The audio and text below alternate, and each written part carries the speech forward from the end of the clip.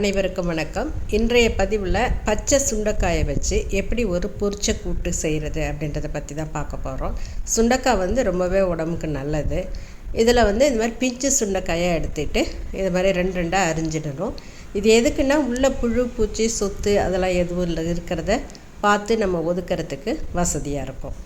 அரிஞ்சு முடித்ததும் ஒரு பாத்திரத்தில் நம்ம 2 டம்ளர் அளவுக்கு நான் தண்ணி எடுத்திருக்கேன். அந்த தண்ணி கொதிக்கட்டும். அது கூட நான் கால் டீஸ்பூன் அளவுக்கு மஞ்சள் தூள் அந்த தண்ணியில் சேர்த்துக்கிறேன். ஒரு அரை ஸ்பூன் அளவுக்கு மிளகாய்த்தூள் சேர்த்துருக்கிறேன். இது உங்களோட காரத்துக்கு தகுந்த மாதிரி நீங்கள் கூட்டியோ குறைச்சியோ சேர்த்துக்கலாம். நான் இது மீடியமாக இருக்கும், அதனால் அரை ஸ்பூன் அளவுக்கு நான் சேர்த்துருக்கிறேன். அது கூட தேவையான அளவுக்கு உப்பு சேர்க்குறேன். இதை உப்பு கொஞ்சம் கம்மியாக கூட சேர்த்துக்கலாம். அப்புறம் பத்தலைன்னா டேஸ்ட் பண்ணி பார்த்துக்கிட்டு பின்னாடி கூட சேர்த்துக்கலாம். அதனால் உப்பு சேர்த்து இந்த தண்ணி நல்லா கொதிக்கட்டும். இப்போது நம்ம அரிஞ்சு போட்டிருக்கிற அந்த சுண்டைக்காயை நல்லா அலசி எடுத்துக்கணும். அது கொஞ்சம் கலர் மாதிரி கருப்பு கலரில் இருக்கும் தண்ணி. அதை அலசி எடுத்துட்டு அதை இப்போ கொதிக்கிற தண்ணியில் நம்ம அந்த சுண்டைக்காயை சேர்த்துடணும். இதை மூடி போட்டு மிதமான தீயில் வேக வைக்கணும். ஏன்னா சுண்டைக்காயோட தோல் கொஞ்சம் ரஃப்பாக இருக்கிறதால வேகிறதுக்கு கொஞ்சம் நேரம் ஆகும். அதனால் அந்த தண்ணி நல்லா கொதித்த தண்ணியில் இந்த சுண்டைக்காயை சேர்த்து மூடி வச்சு மிதமான தீயில் வேக வைக்கணும். இது வெந்துட்டுருக்கட்டும். இதுக்கு நாங்கள் துவரம்பருப்பு சேர்த்து தான் நம்ம இந்த பொரிச்ச கூட்டு செய்கிறது எங்கள் வீட்டில் வழக்கம். சிலர் இதில் பாசிப்பருப்பை கூட வேக வச்சு குழைய வேக வச்சு சேர்க்குறாங்க.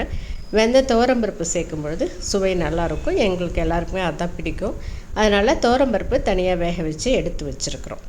இப்போ பாருங்கள், ஒரு 5 நிமிஷம் கழித்து நல்லா தண்ணி வற்றியிருக்கும். அது சுண்டைக்காய் நல்லா வெந்து போயிருக்கும். இப்போது வெந்த துவரம்பருப்பு இருக்குது இல்லையா, அதை தேவையான அளவுக்கு துவரம்பருப்பு நாங்கள் 2 சின்ன குழிக்கரண்டி அளவுக்கு துவரம்பருப்பை நான் வெந்த பருப்பை சேர்த்துக்கிறேன். சேர்த்துட்டு இது ரொம்ப திக்காக இருந்துன்னா கொஞ்சம் தண்ணி சேர்த்துக்கலாம். இது திக்காக கன்சிஸ்டன்சி வரணும் அப்படின்றதால ஒரு அரை டீஸ்பூன் அளவுக்கு இதில் அரிசி மாவு, கூட்டு மாவுன்னு சொல்கிறோம் இல்லையா, பச்சரிசி மாவு, அதை தூவி விட்டு இல்லை கரைச்சி ஊற்றியோ உங்களுக்கு எப்படி வசதியோ அதே மாதிரி செஞ்சுக்கலாம். அதை ஊற்றி கிளறி விட்டுக்கணும். இப்போ மிதமான தீயில் இது கொதிச்சுக்கிட்டு இருக்கட்டும். இது தாளிப்பு நம்ம தாளிப்பு வடகத்தை தான் இதுக்கு பயன்படுத்துகிறோம்.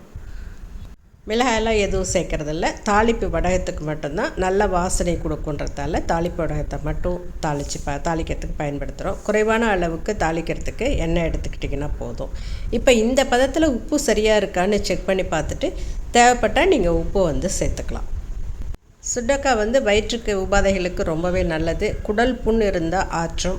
இந்த அல்சர் தொந்தரவு, ஆசிட் ரீஃப்ளக்ஸ் அந்த மாதிரி தொந்தரவு இருக்கிறவங்கலாம் அடிக்கடி இதை உணவில் சேர்த்துக்கலாம். இப்போ தாளிப்பு வடகம் இப்போ கொஞ்சமாக சேர்த்து நான் தாளித்து இந்த கூட்டோடு சேர்த்துட்றேன். அவ்வளோதான், நம்மளோட பொரிச்ச கூட்டு ரெடி ஆகிடுச்சு. இது கொஞ்சம் கெட்டியாக செஞ்சோன்னாக்க நம்ம இலையில பரிமாறத்துக்கு கூட்டாக பரிமாறத்துக்கு வச்சுக்கலாம். கொஞ்சம் தண்ணியாக செஞ்சோன்னாக்க நம்ம சாதத்தில் சேர்த்து பிசைஞ்சு சாப்பிட்லாம். ஒரு டீஸ்பூன் எண்ணெய் சேர்த்து நல்லெண்ணெய் சேர்த்து இதை பிசைஞ்சு சாப்பிட்றதுக்கு ரொம்பவே சுவையாக இருக்கும். மருந்தடிக்காத இயற்கையாக விளையக்கூடிய இந்த மாதிரி பருவகால காய்கறிகளை அதிக அளவுக்கு மார்க்கெட்டில் கிடைக்கும் பொழுது நம்மளோட உணவில் சேர்த்துக்கிறது நம்மளோட ஆரோக்கியத்தை மேம்படுத்துறதுக்கு ரொம்ப உதவும்.